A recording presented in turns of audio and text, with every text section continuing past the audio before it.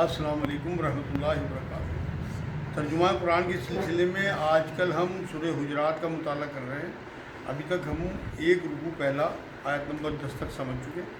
آج اگلا رکوع آپ کے سامنے 11 نمبر آیت سے 18 نمبر آیت تک میں پیش کروں اور یہی صورت پوری بھی ہو جائے گی۔ الحمدللہ رب العالمین والصلاۃ والسلام علی رسول الکریم وعلی آلہ وصحبہ اجمعین، اما بعد۔ اعوذ باللہ من الشیطان الرجیم، بسم اللہ الرحمن الرحیم۔ رب اشرح لی صدری ویسر لی امری واحلل عقدۃ من لسانی یفقہوا قولی۔ سبحان ربک رب العزۃ عما یصفون وسلام علی المرسلین والحمد للہ رب العالمین۔ شروع اللہ کے نام سے جو بڑا مہربان نہایت رحم فرمانے والا ہے۔ سورہ حجرات آیت نمبر 11 پارہ نمبر 26۔ اے ایمان والو، مرد دوسرے مردوں کا مذاق نہ اڑائیں۔ ممکن ہے کہ یہ ان سے بہتر ہوں، اور نہ عورتیں عورتوں کا مذاق اڑائیں۔ ممکن ہے کہ یہ ان سے بہتر ہوں، اور آپس میں ایک دوسرے کو عیب نہ لگاؤ اور نہ کسی کو برے لقب دو۔ ایمان کے بعد فسق برا نام ہے، اور جو توبہ نہ کریں وہی ظالم لوگ ہیں۔ بہت اہم ترین آیت ہے قرآن کی۔ اس میں معاشرے کے جو حالات ہیں انہیں اللہ رب العزت نے اس کی عکاسی کی ہے۔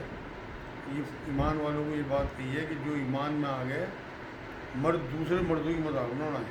مطلب ایمان کا جو رشتہ ہوتا ہے وہ بڑا قوی ہوتا ہے، اور یہ چیزیں کمزور کرتی ہیں ان رشتوں کو۔ لوگوں کو ہنسانے کے لیے جو جھوٹ بولے، نبی نے فرمایا وہ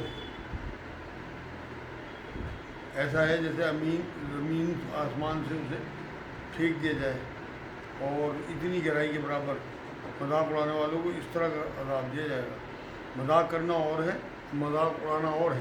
مذاق کرنا سنت ہے، حضور بھی مذاق فرمایا کرتے تھے، لیکن جو لوگ مذاق اڑا رہے ہیں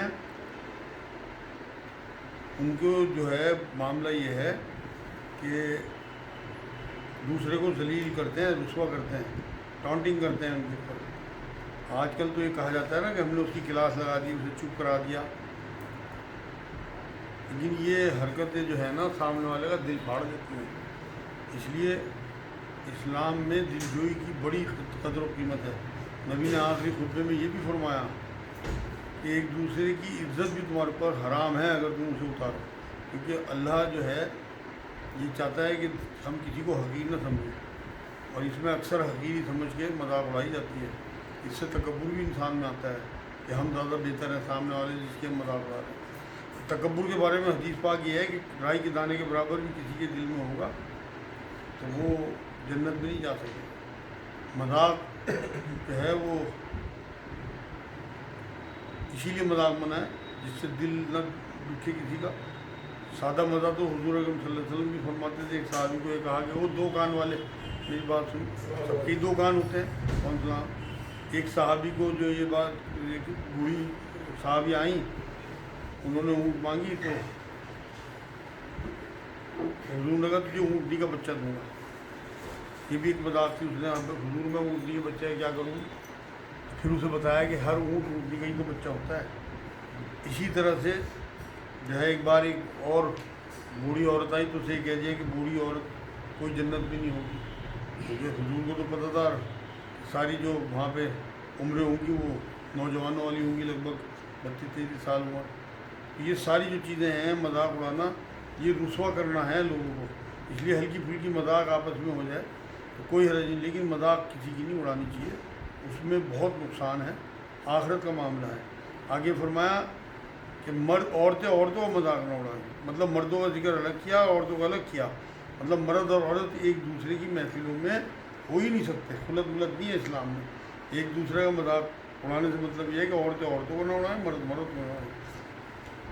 یہاں اللہ رب العزت نے معاشرے میں جو اس ٹائم پھیلا ہوا ہے، خاص طور سے ٹی وی پہ آپ دیکھیں کہ ایک دوسرے کی مذاق اڑا کے لوگوں کو ہنسایا جاتا ہے، اور یہ ایمان خراب کرنے والی چیز ہے۔ اسی آیت میں آگے اللہ نے فرمایا اور آپس میں ایک دوسرے کو عیب نہ لگاؤ۔ مطلب کہ تو فلاں کا بیٹا ہے، فلاں برادری کا ہے، تیرا پروفیشن ایسا ہے، نام لے لے کے ان کی پروفیشن کا، کسی کو نائی کہہ دیا، کسی کو باورچی کہہ دیا، یا کسی کی بیچ میں نہیں بولنا۔ معذوری یا مسلک کی بنا پہ کسی کو نام بگاڑ کے مطلب اذیت پہنچانا، اسے چڑھانا، یہ ساری چیزیں سیمیں آئیں گی. اسے اللہ رب العزت نے یہ بات کہی ہے کہ آپس میں ایک دوسرے کا جو ہے وہ عیب نہ لگاؤ اور نہ کسی کو برے لقب دو. مطلب پچھلے گناہ کے نام پہ انہیں ملا کے، جیسے کسی نے کوئی ایمان میں آ گیا تو پہلے کافر تھا، یا کسی نے زنا کیا ہو پہلے اسے کھل گیا اس کا معاملہ، اس نے توبہ کر لی ہو، وہ زانی ہو، کوئی چور ہو جس نے چوری سے توبہ کر لی ہو، یا کوئی شرابی ہو وہ شرابی، مطلب کسی کو جوتا اٹھاتے ہوئے دیکھا مسجد سے، بدگمانیاں کرنا یا ان پہ عیب لگانا، یہ سب جو ہے برے لقب دینا یا کسی کو برے نام سے پکارنا، یہ سب چیزیں اسی میں آئیں گی. مطلب رسوا کرنے کے لیے کوئی اس طرح کا معاملہ نہ ہو. آگے فرمایا ایمان کے بعد فسق برا نام ہے. مطلب لوگ برے نام سے جو لوگ پکارتے ہیں وہ فسق کرتے ہیں، گناہ کرتے ہیں، بڑے گناہوں میں ہیں. اور جو توبہ نہ کریں وہی ظالم لوگ ہیں. مطلب جو ان گناہوں سے توبہ نہ کریں وہ ظالم لوگ ہیں. اسے مطلب ہم لوگ اسے کتنا ہلکا لیتے ہیں، لیکن اللہ نے اسے کتنا بڑا بنا دیا، ظالم کہہ دیا. اگلی آیت 12 نمبر، اے ایمان والو بہت بدگمانیوں سے بچو، یقین مانو کہ بعض بدگمانیاں گناہ ہیں. حدیث میں سب سے بڑا جھوٹ بتایا گیا بدگمانی کو، کہ جو سنی سنائی بات آگے بڑھائے وہ بھی جھوٹا، اور جو بدگمان ہو لوگوں سے وہ بھی جھوٹا. اب جیسے ساس بہو ہیں، بڑے چھوٹے ہیں، آپس میں بدگمانیاں کرتے ہیں، دکھا کہ مطلب کوئی چیز اگر کوئی آدمی فجر میں نہیں ملا، نظر نہیں آیا تو سوچ لیا کہ رات ٹی وی دیکھ کے دیر سے سویا ہوا، ہو سکتا ہے اس نے دوسری مسجد میں نماز پڑھ لی ہو، لیکن ہم بدگمان ہو جائیں اس کی طرف سے. یہ ساری چیزیں جو ہیں یہ گناہ ہیں. دل میں کسی کے لیے بدگمانی آنا اور اس کے لیے سوچنا کہ گناہ گار ہے، مطلب کسی کے لیے بھی برا خیال اور اسے ایسے ہی مان لینا، اس کی برائی کو یاد دلا کے اسے برے ناموں سے پکارنا، کوئی جو کام لوگ چھوڑ چکے ان کی اس کی آڑ دلانا، یاد دلانا. جو لوگ توبہ کر چکے، چاہے جواری ہو، شرابی ہو، سٹیارہ ہو، اس نے اگر پچھلے گناہوں سے توبہ کر لی تو اسے یاد بھی نہیں دلانا، آڑ نہیں دلانی اسے. یہ بدگمانی ہے سب. اور بھید نہ ٹٹولو، مطلب پہلے بدگمانی پھر تجسس، کسی کے میسیج ڈھونڈنا، جاسوسی کرنا، چیک کرنا کسی کے موبائل کو، اس کی ایکٹیویٹیز کو دیکھنا، اس کی ڈائری چیک کرنا، یہ سب جو ہے ٹو میں رہنا ہے. اسے قرآن میں منع کیا اللہ نے کہ بھید نہ ٹٹولو، ٹو میں نہ رہو لوگوں کی. کبھی ڈھونڈ کے نہ لوگوں کو بدنام کرنا، ذلیل کرنا، لوگوں کی نظروں میں گرانا اسے. جبکہ آخری خطبے میں نبی اکرم صلی اللہ علیہ وسلم نے یہ بات فرمائی کہ ایک دوسرے کی عزت بھی تم پہ حرام ہے. موبائل پہ دوسروں کی باتیں سننا، ڈائری پڑھ لینا، حدیث میں ہے کہ تم کسی کی ٹو میں نہ رہو اور کسی کے پیچھے نہ پڑو، ورنہ اللہ تمہارے پیچھے لگ کے تمہارے گھر میں تمہیں تباہ اور رسوا کر دے گا. یہ حدیث پاک ہے. اس لیے بہت محتاط رہنا چاہیے ان معاملوں میں. بھید نہ ٹٹولہ کرو اور نہ تم میں سے کوئی کسی کی غیبت کرے. مطلب پہلے بدگمانی، پھر ٹو میں رہ کے، پھر کمی ڈھونڈنا، پھر غیبت کرنا، مسلمانوں کے آپس میں عیب بیان کرنا ایک دوسرے کی. غیبت کے بارے میں حدیث پاک یہ ہے کہ جب کسی نے پوچھا غیبت کیا ہے تو حضور نے کہا تمہارا اپنے ساتھی کے پیٹھ پیچھے اس کی وہ برائی ذکر کرنا جو اس میں ہو، اور اس کے سامنے اگر بیان کی جائے تو اسے برا لگے، یہ غیبت ہے. ایک صحابی نے جسارت کر کے پوچھ لیا حضور کہ پھر بہتان کیا ہے؟ نبی اکرم صلی اللہ علیہ وسلم نے فرمایا کہ بہتان تو وہ ہے کہ اس میں وہ برائی ہو نہ تم وہ بیان کرو. اور بہتان کے بارے میں کہا کہ یہ بہت زیادہ بڑا گناہ ہے، بڑا جرم ہے. اور ہمارے معاشرے میں تو آج کل غیبت ہو، بہتان ہو، یہ تو رائج ہے. مطلب بڑے بڑے دیندار لوگوں میں دکھائی جاتی ہے بات. اور نہ تم کسی سے کسی کی غیبت کرے. کیا تم میں سے کوئی بھی اپنے مردہ بھائی کا گوشت کھانا پسند کرے گا؟ یہ ایسی مثال دی اللہ نے جو بہت ہی کراہیت والی مثال ہے. مطلب کتنا گندا لگتا ہے کہ ہم بھائی کی ڈیڈ باڈی پڑی ہو اور اس میں سے کاٹ کے کھائیں. مردہ بھائی کا گوشت کون کھا سکتا ہے؟ یہاں اللہ نے اسی کی مثال دی صرف اسی لیے کہ تم سمجھ لو کہ کتنا بڑا گناہ ہے. تم کو اس سے گھن آئے گی اگر تم اپنے مردہ بھائی کا گوشت کھاؤ. اور اللہ سے ڈرتے رہو، بے شک اللہ توبہ کرنے والا مہربان ہے. اللہ ہمیں سچی توبہ کی توفیق دے. پیچھے جو ہم سے ہوا اس کی توبہ کریں ہم، اور پھر اللہ سے دعا بھی کریں. مطلب غیبت جو ہے آج ہمارے معاشرے کی مرغوب غذا ہے۔ پہلے تو عورتوں میں تھی ہے، لیکن آج کل تو سب طبقوں میں، دیندار ہوں، دنیا دار مرد ہوں، اور پھر جھوٹ اور غیبت مل کے بہتان بن جاتے ہیں۔ مجرم کے خلاف گواہی دینا، یا کوئی رشتے کے بارے میں آپ سے پوچھے اور سچ بتانا، یا ظالم کا ظلم بیان کرنا، یہ غیبت نہیں ہے، یہ روایت ثابت ہے، بلکہ یہ تو آپ حق بیان کر رہے ہیں۔ آیت نمبر 13، اے لوگو، ہم نے تم سب کو ایک ہی مرد و عورت سے پیدا کیا ہے، اور اس لیے کہ تم آپس میں ایک دوسرے کو پہچانو، کنبے قبیلے بنا دو۔ اللہ کے نزدیک تم سب میں سے باعزت وہ ہے جو سب سے زیادہ ڈرنے والا ہے۔ یقین مانو کہ اللہ دانا اور باخبر ہے۔ یہ اللہ رب العزت نے یہاں بتا دیا کہ تمام خاندان جا کے حضرت آدم علیہ السلام پہ ملتے ہیں، ماں ہوا پہ، پھر کیا فخر کرنا۔ تمام انسانوں میں دو باتیں مشترک بنیادیں ہیں، ایک خالق ایک ہونا یعنی کہ اللہ، اور دوسرے ماں باپ آدم علیہ السلام اور ماں ہوا۔ دین جو ہے تمام جانداروں اور تمام انسانوں کے ساتھ حسن سلوک کی تعلیم دیتا ہے۔ جو دشمنی کرے ان کے لیے الگ حکم ہے، لیکن ویسے تمام انسانوں اور تمام جتنی بھی مخلوق ہے سب کے ساتھ ہمیں بہت محبت کے ساتھ سلوک کرنا ہے۔ اور یہ کہا اللہ رب العزت کی آیت میں کہ آپس میں ایک دوسرے کو پہچانو، کنبے قبیلے بنا دیے ہیں تمہارے لیے، مطلب تعلق کے لیے، پہچان کے لیے۔ تقسیم جو ہے جات پات یا اونچ نیچ کے لیے نہیں ہے، بلکہ برادری جو ہیں نفرت کے لیے نہیں بنائی اللہ رب العزت نے۔ ایک دوسرے کو حقیر جانے ہم کہ فلاں تو فلاں برادری سے، برادریوں کا نام لے کے انہیں حقیر بتایا جاتا ہے، اور اپنا آپ کو لوگ سوچتے ہیں کہ ہم بڑی برادری کے ہیں، بڑے قبیلے کے ہیں۔ چھوٹائی بڑائی کے لیے نہیں ہے معاملہ، یہ سب اللہ نے اسی لیے سب کو الگ الگ چہروں کے ساتھ، الگ الگ رنگ، الگ الگ عادتیں، الگ الگ خصلتیں، سب کی خصلتیں الگ الگ ہیں، یہاں تک کہ ہاتھوں کی لکیریں بھی الگ الگ بنائیں۔ یہی اللہ کی رنگا رنگی ہے دنیا کی۔ اصل میں خوبصورتی اگر ہم اسے سمجھیں نا، کیونکہ چمن میں ایک سے پھول ہو تو وہ مزہ نہیں آتا، جتنا الگ الگ رنگ کے پھول آپ دیکھیں کسی چمن میں تو آپ کو مزہ آ جاتا ہے۔ یہاں اللہ رب العزت نے اسی بات کو بتایا ہے کہ اللہ کے نزدیک تم سب میں باعزت وہ ہے جو سب سے زیادہ ڈرنے والا ہے، ویسے تم سب ایک ہو۔ یہاں بنیاد جو ہے نسب میں سب برابر ہیں اللہ کی نظر میں۔ بہتر پرہیزگار وہ ہے جو تقوی والا ہو، تقوی بنیاد ہے۔ کسی کا رنگ کالا ہو، گورا ہو، کوئی خوبصورت ہو، بدصورت ہو، یہ کوئی معیار نہیں ہے، بلکہ نیکی کا اختیار جو ہے وہ سب کو ہے، کوئی امیر ہو، غریب ہو، بدصورت ہو، خوبصورت ہو، اور جو نیکی اور تقوی میں آگے بڑھ جائے گا وہ سمجھو اللہ کے نزدیک ہو گیا۔ اور یہی رحمت ہوتی ہے، نعمت ہوتی ہے جو سب کے لیے برابر ہوتی ہے۔ آخری خطبے میں بھی نبی اکرم صلی اللہ علیہ وسلم نے یہ بات فرمائی کہ کسی کالے کو گورے پہ، گورے کو کالے پہ، اجمی کو عربی پہ، عربی کو اجمی پہ کوئی فوقیت نہیں ہے۔ فوقیت کی بنیاد جو ہے وہ تقوی ہے۔ یہاں ہم دیکھتے ہیں دنیا میں جیسے ہوا ہے، پانی ہے، ہدایت ہے، رسول پاک صلی اللہ علیہ وسلم ہے، کوئی فقیر آدمی ہو، یہ سب ایک سے ہوتے ہیں۔ مومن کی شان بھی ہے کہ تمام انسانوں کے لیے بالکل ایک سا رہے، کوئی فرق نہ کرے۔ ویسے انسانوں میں آج بھی ذات پات تو بہت زیادہ دیکھی جاتی ہے، گورے کالے کا بہت بڑا فرق ہے۔ آپ امریکہ جاؤ وہاں دیکھو، اللہ نے تو نیکی کو معیار بنایا کہ تم ایمان، مطلب ایمان والے وہ لوگ ہیں، سچے ایمان والے جو اللہ سے ڈرنے والے ہیں اور جو تقوی اختیار کرنے والے ہیں۔ دیہاتی لوگ کہتے ہیں کہ ہم ایمان لائے، آپ کہہ دیجئے کہ دراصل تم ایمان نہیں لائے، لیکن تم یوں کہو کہ ہم اسلام لائے ہیں۔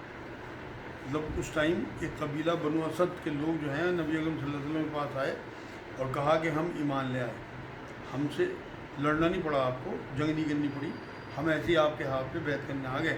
مطلب دل میں کوئی تکبر سا تھا، مطلب یہ کہتے تھے کہ ہم بنا لڑے جو ہے ایمان میں آ گئے، مطلب کچھ نہ کچھ دل میں اس طرح کا جو ہے تکبر تھا، تو اللہ رب العزت نے آیت اتار دی اور یہ کہا کہ یہ کہو کہ تم اسلام لائے ہو، مطلب زبان سے اقرار کیا ہے، ابھی اللہ کو ماننا ہے، ابھی شریعت کی مخالفت کرنا بند کر دیا، اسلام لائے تم ابھی اطاعت جب کرو گے ایمان کی اور شریعت پہ پابند ہو جاؤ گے تب تم ایمان میں آؤ گے۔ اللہ کو ماننا الگ چیز ہے، اللہ کی ماننا الگ چیز ہے۔ ابھی تم نے اللہ کو ماننا، اللہ کی ماننی شروع نہیں کی، تمہارے عمل سے، نیک عمل سے، نیک صالح عمل سے جب پتہ لگے گا کہ تم ایمان میں آ گئے، ابھی تم اسلام لائے ہو، مختلف چیزوں میں جو تمہاری مخالفت تھی اسے چھوڑ کے تم متی ہو گئے، حالانکہ ابھی تک تمہارے دلوں میں ایمان داخل ہی نہیں ہوا۔ مطلب جو قلبی ایمان جس کی ضرورت ہے، شریعت کی جس کے اندر سے ماننا، مطلب اگر اسلام کی حالت میں بھی اطاعت کرو گے تو یہ منافق جو تھے، یہ منافق لوگ نہیں تھے بلکہ کمزور مسلمان تھے، تو ان لوگوں کو یہ کہا کہ تم ایمان میں آ جاؤ اگر تم نے ابھی بھی نیک عمل شروع کر دیے تو تمہیں کل بھی ایمان مل جائے گا۔ اگر اللہ کی اور اس کے رسول کی فرما برداری کرنے لگو گے تو اللہ تمہارے اعمال میں سے کچھ بھی کم نہ کرے گا، بے شک اللہ تعالیٰ بخشنے والا ہے۔ اللہ اگر تم اسی طرح عمل کرتے رہے اسلام پہ تو تم ایمان میں اللہ تمہیں داخل کر دے گا۔ مومن تو وہ ہیں جو اللہ پر اور اس کے رسول پر پکا ایمان لائیں، پھر شک و شبہ میں نہ پڑیں۔ اللہ اب اصل ایمان بتایا گیا کہ کیا ہے۔ یہ ہے اصل میں ایمان، کہ دل کی گہرائی والا قلبی ایمان جو عمل سے نظر آئے، ہر وقت جو ہے جان مال سے آدمی اللہ کی راہ میں تیار رہے جان دینے کو بھی۔ یہ ہے اصل میں ایمان۔ جو اقرار والا جو ایمان ہے وہ تو دنیا میں کام آتا ہے، ہاں یہاں کے لیے کافی ہے، اور جو میونسپلٹی کے مسلمان ہوتے ہیں ان کے لیے کافی ہے کہ وہ نام رکھ لیں، مسلمان گھر میں پیدا ہو جائیں، نمازیں پڑھیں نہ پڑھیں لیکن یہاں مسلمان گنے جائیں گے۔ لیکن آخرت میں پکا سچا ایمان چاہیے، وہاں جو ہے میونسپلٹی والا ایمان نہیں چلے گا، بلکہ وہاں اصل ایمان، کیونکہ اللہ کو تو پتہ ہے۔ میں نے آپ کو بتایا تھا کہ اسلام کے 5 جو ہے حصے ہیں اور ایمان کے 7 حصے ہیں۔ پہلا جو ہے وہ قلبی ایمان، یعنی کہ آپ کو جو کلمہ آپ پڑھ رہے ہیں لا الہ الا اللہ محمد رسول اللہ، وہ دل سے پڑھیں آپ، اور آخری یہ کہ اللہ کی راہ میں آپ کی جان دینے کی ہر وقت تیاری ہو۔ تو اپنی یہ بات کہی کہ اپنے مومن تو وہ ہیں جو رسول پر پکا ایمان لائیں، پھر شک و شبہ میں نہ پڑیں، اور اللہ پہ ایمان لائیں، اور اپنے مالوں سے اور اپنی جانوں سے اللہ کی راہ میں جہاد کرتے رہیں۔ یہ ہے 7واں جو میں آپ کو بتا رہا تھا۔ اپنے دعوی ایمان میں یہی سچے اور راست کو ہیں۔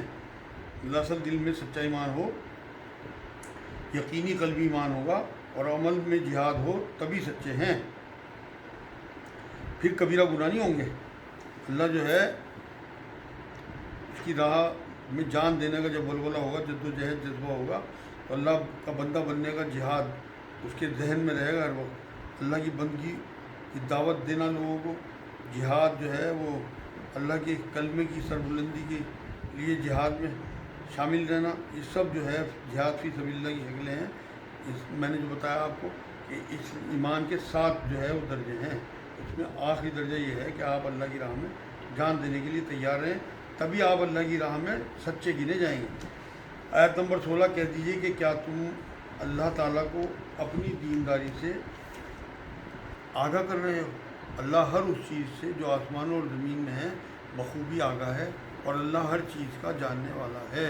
اللہ ریاکاری دکھاوے کی ضرورت نہیں ہے، اسے سب پتہ ہے کہ تم کتنے ایمان والے ہو، اور تم ایمان لائے یا نہیں لائے، تمہاری نیت تمہارے اعمال سب جانتا ہے اللہ۔ اللہ نے اس بات کو جتایا یہاں اپنے مسلمان ہونے کا آپ پر احسان جتاتے ہیں۔